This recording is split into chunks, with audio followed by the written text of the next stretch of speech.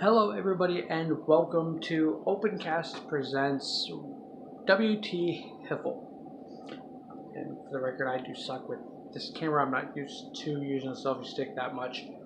I don't have a decent camera, so this is being done on my cell phone.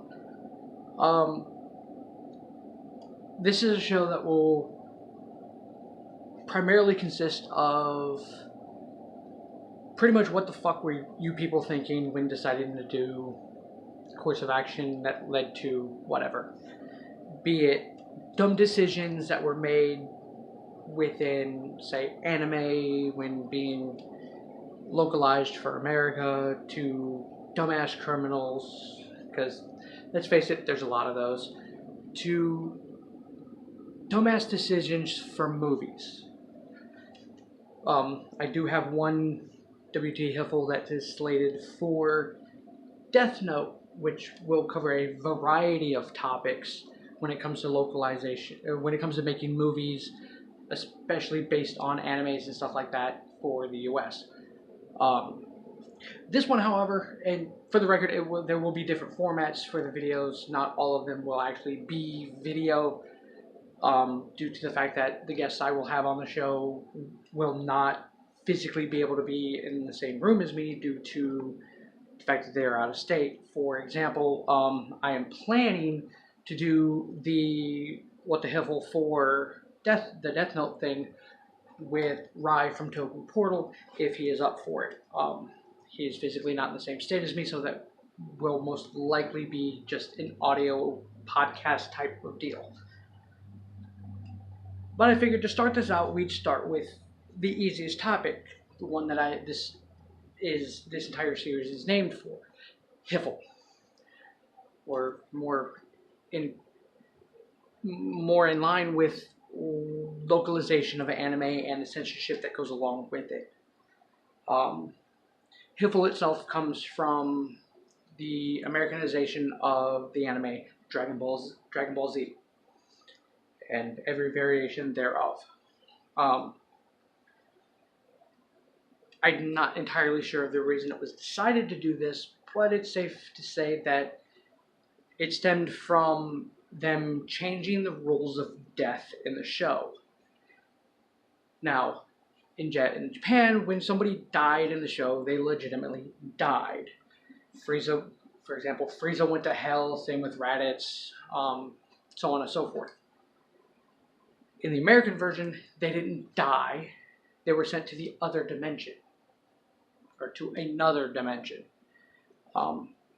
This is something that, despite changes with the censorship that was used for the show, because initially there was no blood, nothing like that, and it started to change over the course of the years as the show went on, to where, like, during the Frieza saga, which was, I do believe, like the second season of the show, there started to be blood.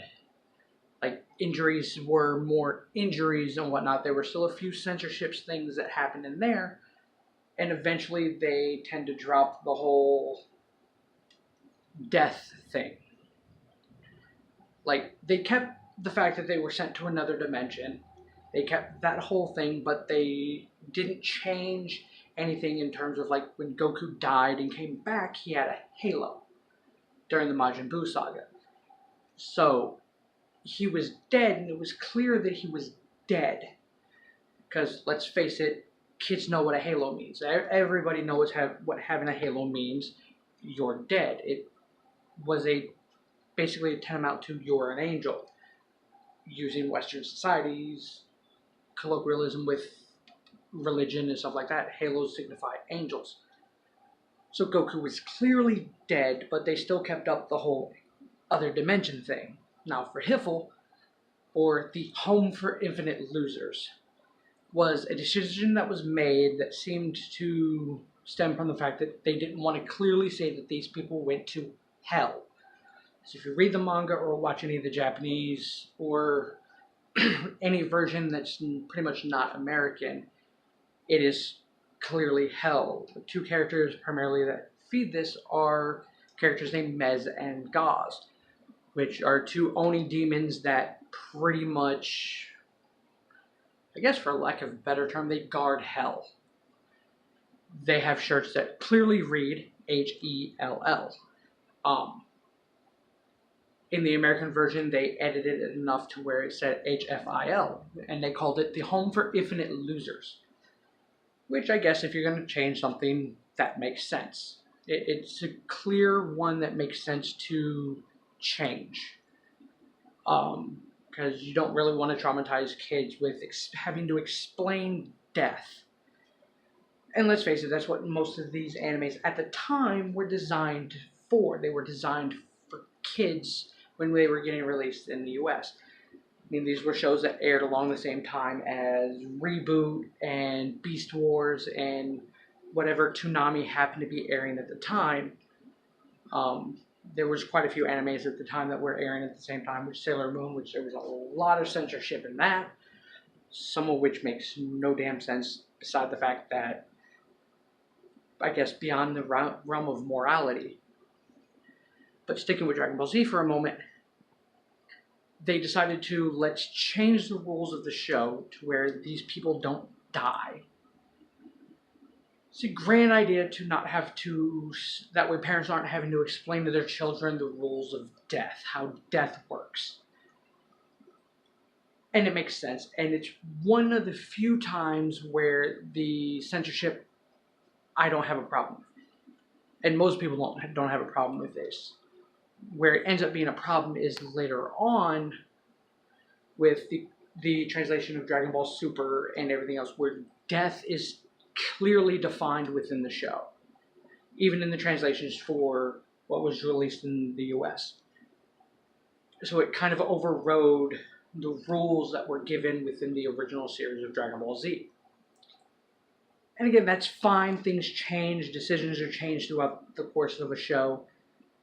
I mean, even the course of Dragon Ball Super with taking Dragon Ball GT completely out of the picture, making an alternate parallel universe, whatever decision that they had made for that, and going, well, here's how this story really went.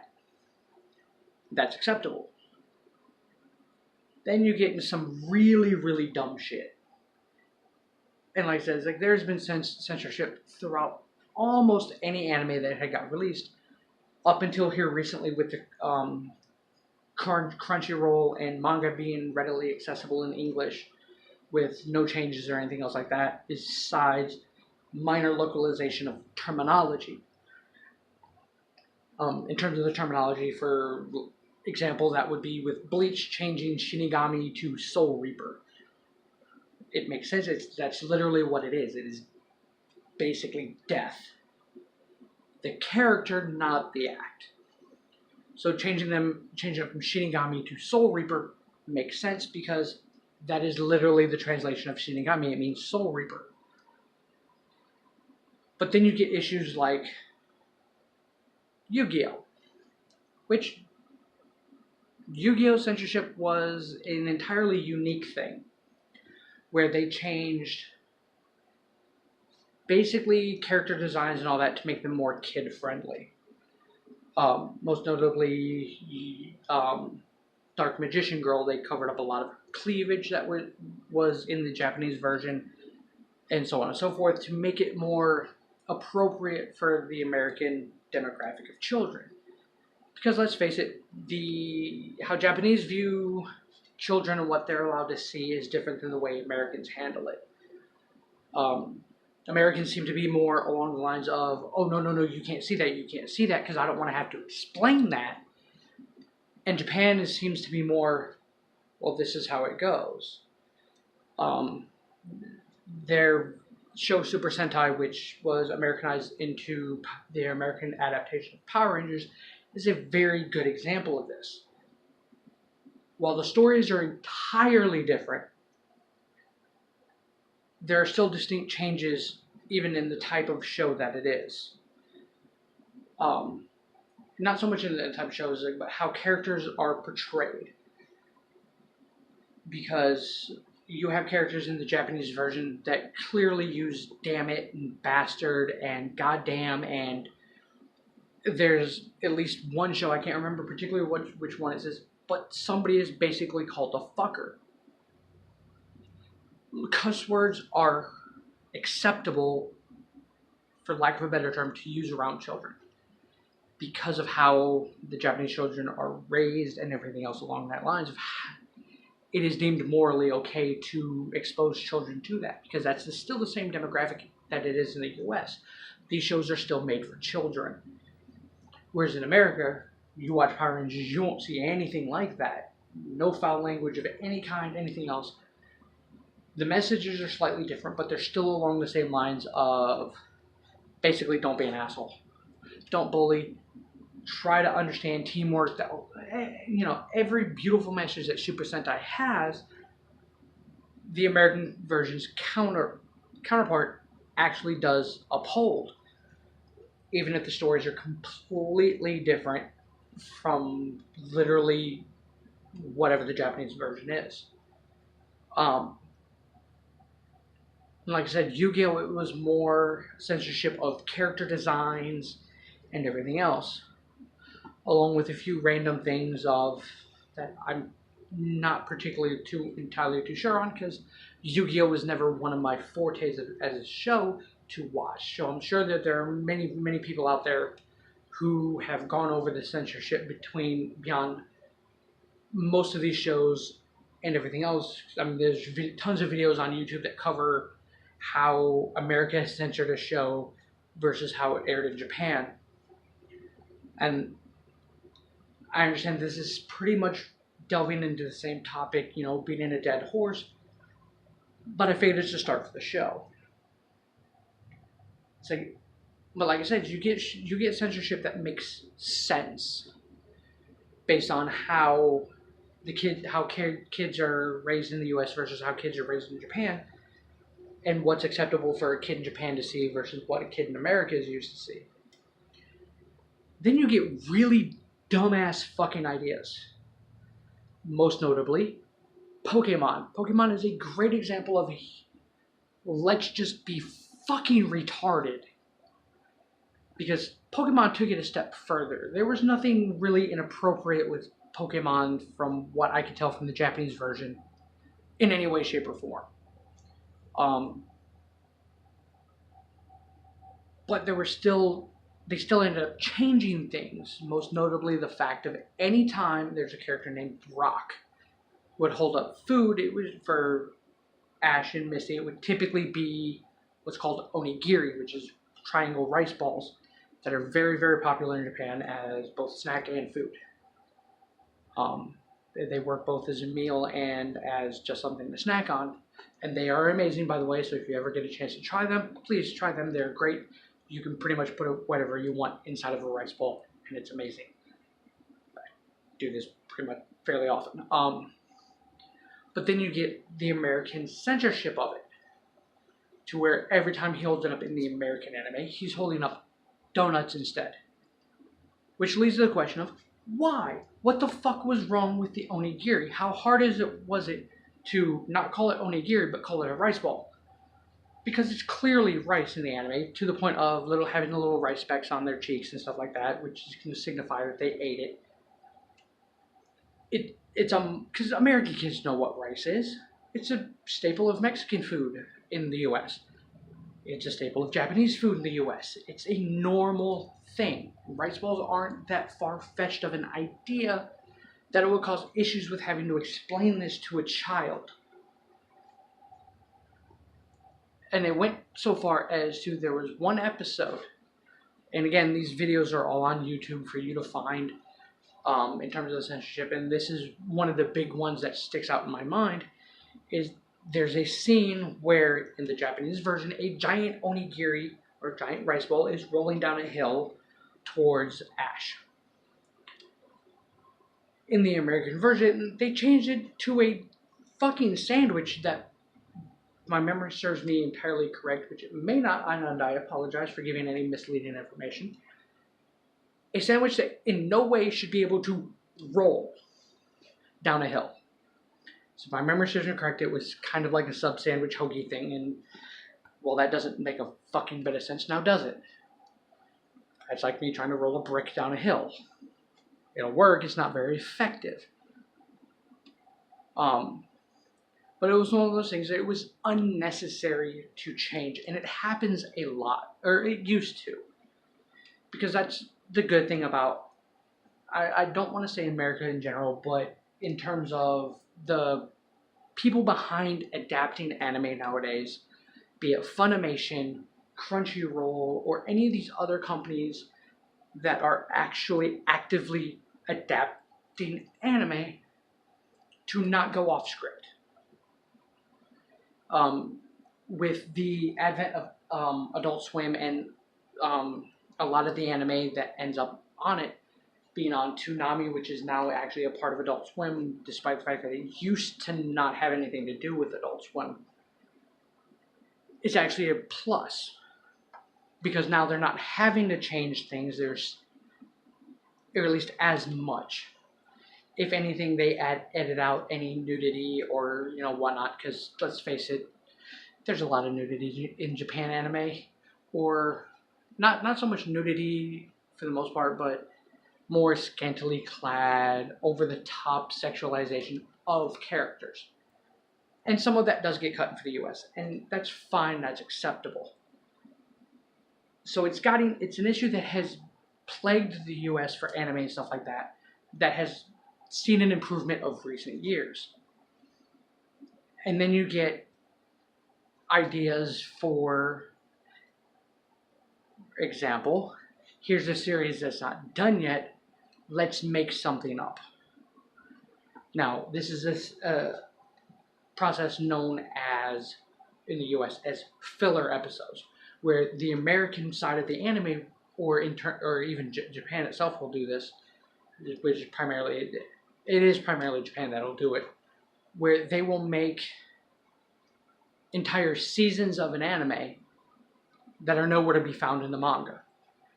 Because almost all anime that you find is based on manga. And the reason why filler gets made is simply because as the show is being produced, the manga is still ongoing. And it gets to a point where the manga has started production and has run for so long, and then they said, hey, let's adapt this into an anime.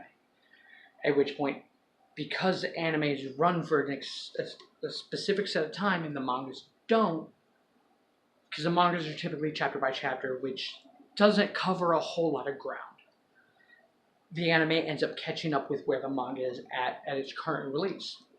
So they decide, let's make something up, let's kind of season it out to where from point A to point B is irrelevant to the show.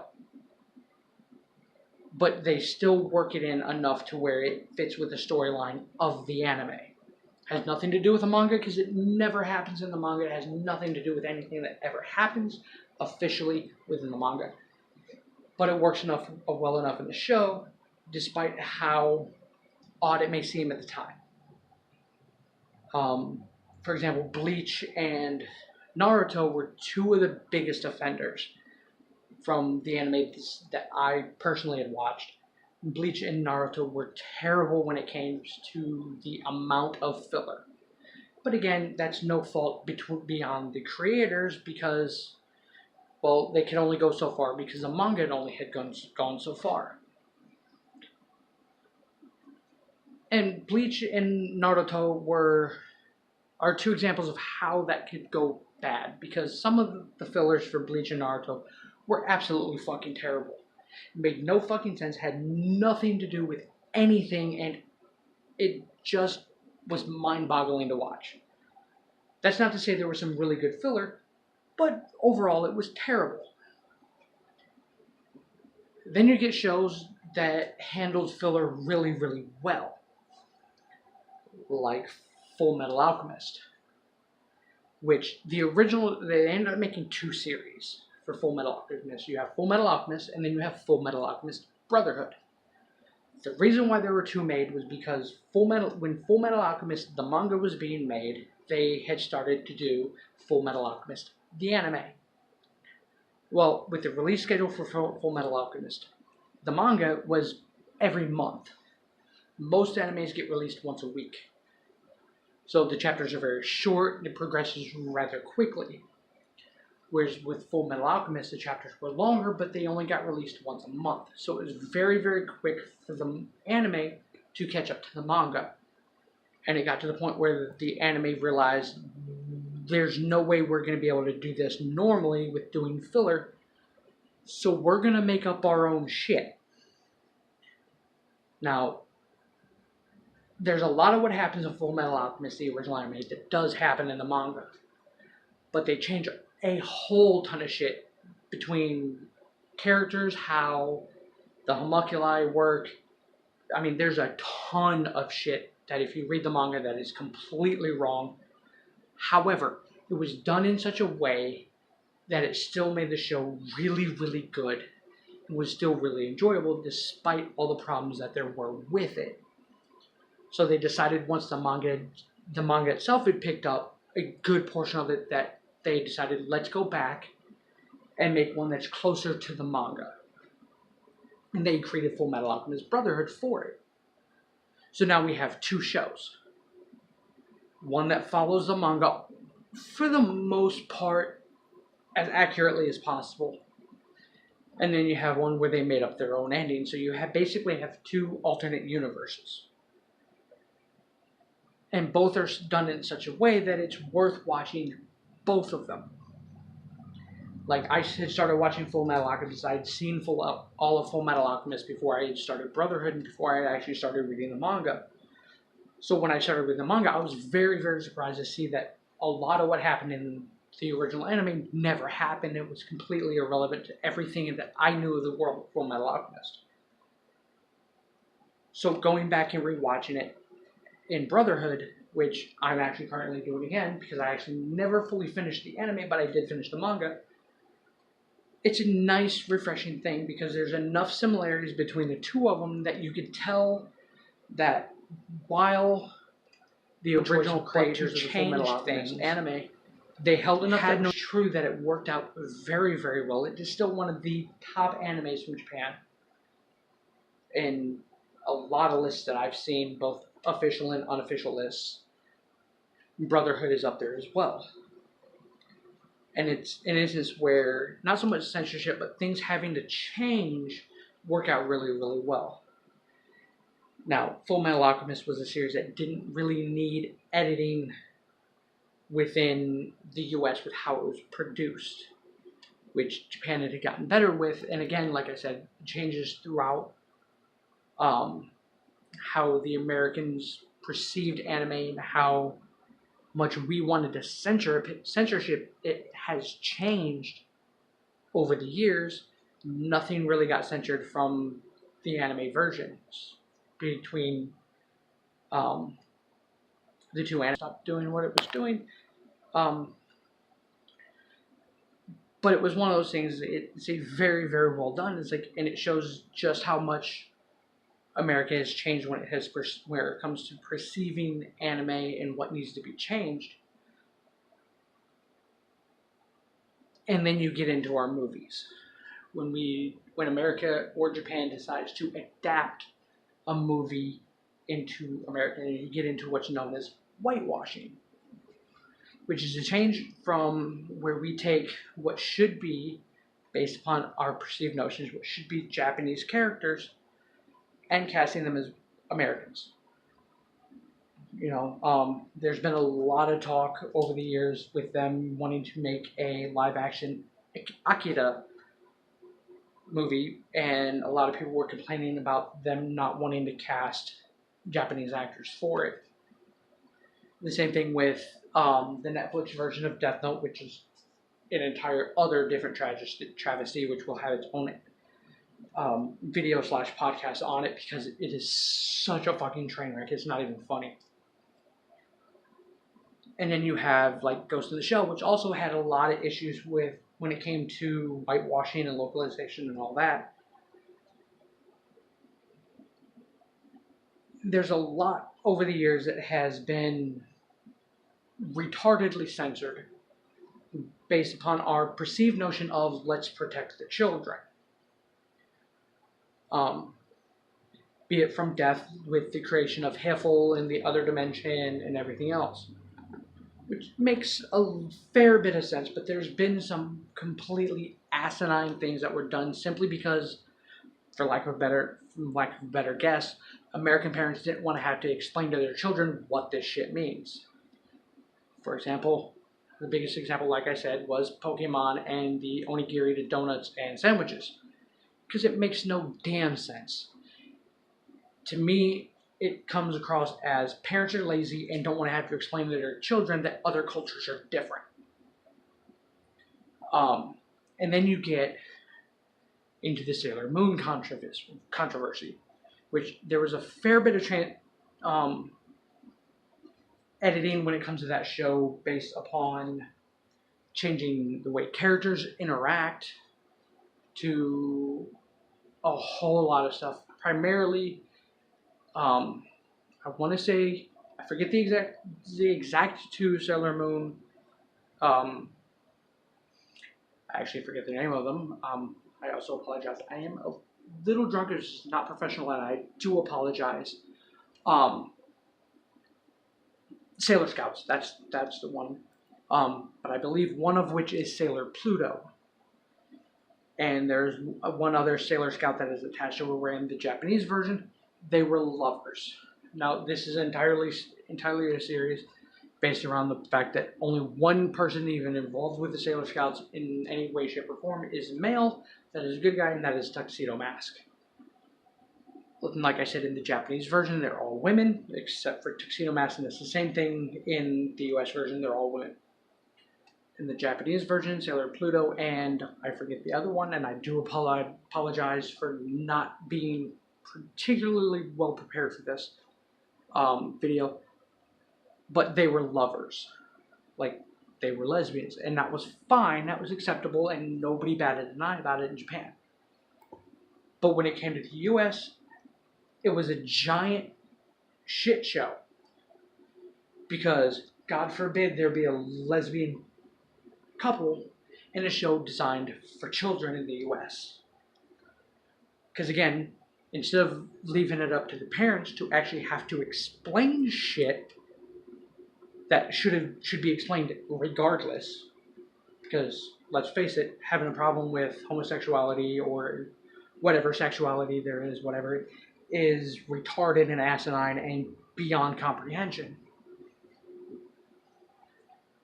So to change their relationship in the show to, I believe in the American version, they were cousins. But they were really close cousins, but they never hinted at a romantic relationship. They were just siblings, which explained the holding on to each other, you know, all the romantic stuff that was kind of in their character arcs in Japan was quantified as they're just really close siblings, and that's okay. They're not doing anything wrong because there's nothing between them. They're just family. Which, in the long run, I understand why it was done the way it was done. It was just stupid. Like, if you want to censorship, fine. By all means, censor away. But don't be retarded about shit, and don't do it because you want to be lazy about explaining things. Now, I understand the amount of work that had to go into changing the show and editing out scenes and stuff like that to keep it to where those two characters for Sailor Moon were cousins and not lesbian. I understand that was a lot of work to do. But at the end of the day, it was a lazy decision rather than keeping it the same and leaving it for the parents to actually have to explain this shit. Because let's face it, when it comes to educating the children, it ultimately falls to the parents to do so when it comes to morality and, you know, just in general other cultures and how to interact in situations and stuff like that. It's up to the parents to explain death and injuries and, you know, that it's not always boy meets girl and that's love.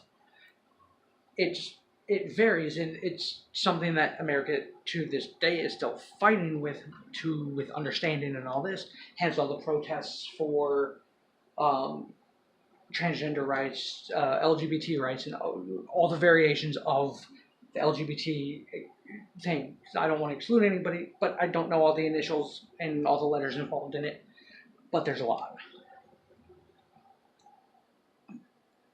But this is still up to the parents to have to explain. It's not up to companies like Funimation to go, well, parents aren't going to want to explain this, so we need to change it. That should be irrelevant to the company because it changes the source material enough to where it makes it aggravating to watch. Like, I love Dragon Ball Z to death. It is one of my favorite animes of all time. Going back and watching it and seeing the decisions that were made just watching the original version, none of the remastered HD stuff that got released, which has none of the censorship. But going back and watching what was originally aired in the US is painful to watch. To see the decisions that were made because companies didn't want to leave parents to have to explain shit is painful as hell to watch. And it's something that over the years has gotten better because there's now shows like Black Clover, JoJo's Bizarre Adventure. Hell, there was an entire show that called Bobo Bobo Bobo. That was basically about a guy with giant fucking nose hair. I don't know much beyond that show because I didn't bother to watch it because I was really confused by that aspect of it, so I avoided it. But there's been a lot of anime over the years since the censorship issues have changed over the years to where it's a more accurate representation to where what we watch in English isn't that much different than what we watch in Japan or what would air in Japan and what a lot of fan subbers and fan dubbers would used to release. I know there was one a long time ago called W.T.HIFL that would release fan subs for Naruto. And going back and watching the anime, there was some dumb idea of making Naruto say, I believe it, like every 30 seconds, which was a stupid fucking idea and got really fucking old really fucking quick. But it was something that got dropped as the show progressed. Because they realized, hey, this is a bad idea, it's pissing people off. So the American companies dumped it. So the censorship issues they're still there, but they're not as prominent as they once were. To which I applaud the companies like Funimation, Crunchyroll, who do subtitles for a large amount of anime. Netflix has gotten pretty good with their subtitles here lately. For the most part, there's a lot of localization issues, but in terms of pronunciation and sentence structure and all that, which leads to an issue of characters not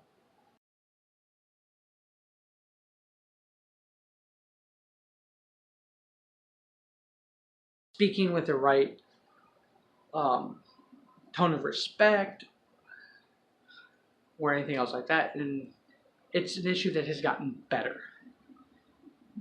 But there's a possibility that it could go wrong, and I'd hate to see censorship with anime and stuff like that take a step back to where we end up back again with the Heffel incident or the fucking dumbass onigiri to donut, changing onigiri to donuts and giant sandwiches issues that we had with Pokemon. Again, I get the understanding of changing character outfit designs when localization them to America because you don't want to have to explain to your 5-year-old kid why, this character on the screen has a giant thing of fucking, giant massive cleavage that is just bouncing all over the place and defying gravity.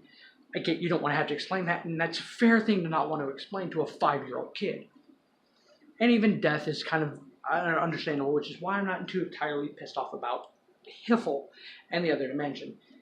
But I used it more as a segue to where anime translations and censorship has fucked up. Most notably Pokemon, and believe me, you can go for it if you don't believe me. Look up censorship issues in anime on YouTube, you'll find a shit ton of videos. I mean, a shit ton of videos. Almost everybody on the fucking planet who is involved with anime and making lists or whatever has created a list of here's the dumbest shit that's ever happened in censorship and anime and all that. They're all over the fucking place. Believe me, there's a shit ton. But it has gotten better. I have really no way to end this. I didn't think this out that far. I didn't script this. This is all off the top of my head. So if I missed any points or anybody feels that I was incorrect in any form of my information, please leave a comment and let me know. I will address it. I will make another video to update this one to cover whatever issues may have been created by any incorrect information I have presented or any ideas that anybody has. I have no problem doing a follow-up to this video to point out, hey, here's some other dumbass ideas that were made in anime. So if you have any ideas, any complaints or ideas for any of that type of stuff, please leave a comment below on the video. I look forward to doing more of these videos. Like I said, the formats will change between episodes depending on the topic and whether or not I have guests or not. So don't get too upset if, like next week, I do a podcast on Death Note and have a guest. Like I said, I'm trying to get Rye involved in that podcast from Portal. So that may be an audio thing rather than a video. So don't freak out when next week there's no video on any of this, and that's all there is. Overall, not sure if this is or not. Hey, there we go.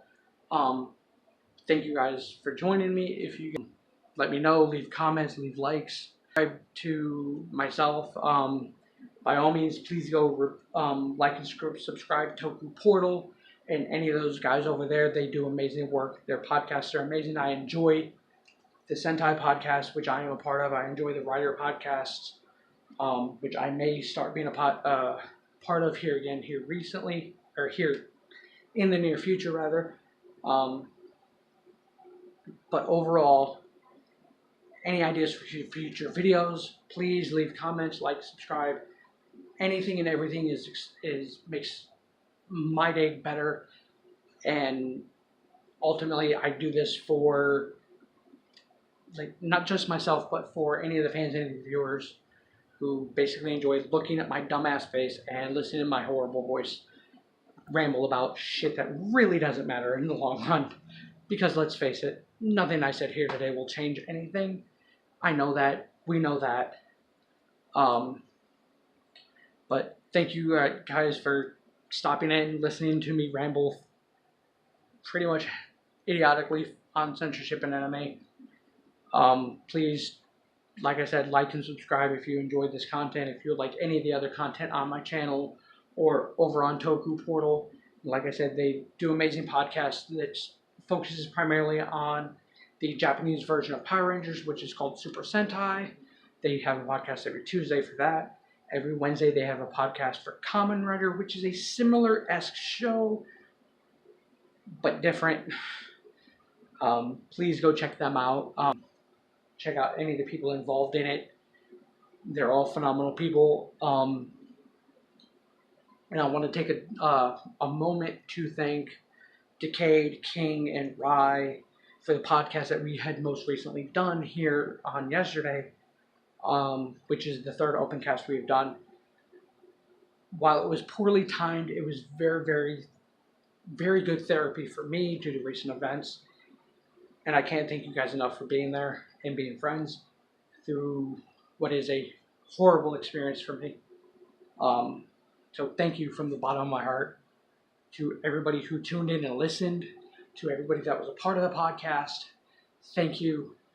You have my thanks immensely. I am at a loss for words for everybody who listened in, everybody who enjoyed it, and for everybody who was a part of that podcast. Like I said, Little King, Rye, Decade, kiss my ass. You guys are like family. Thank you very much. And thank you all for listening. I'm going to stop thanking people and rambling. Thank you all for joining me. I will be here with the next What the Hiffle whenever that happens to maybe. Thank you.